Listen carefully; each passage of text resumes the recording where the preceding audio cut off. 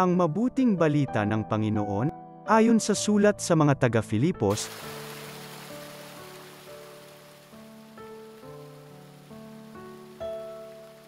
mga kapatid, ang aking pinakananais ay, sa mabuhay o sa mamatay mabigyan ko ng karangalan si Kristo. Sapagkat para sa akin si Kristo ang buhay at dahil dito'y pakinabang ang kamatayan.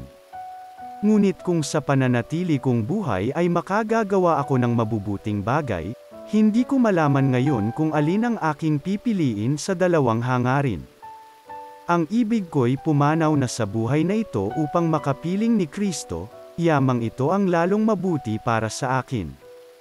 Sa kabilang dako, kung mananatili akong buhay ay makabubuti naman sa inyo. Kaya nga, mga kapatid, pagsikapan ninyong mamuhay ayon sa mabuting balita tungkol kay Kristo. Ang mabuting balita ng Panginoon.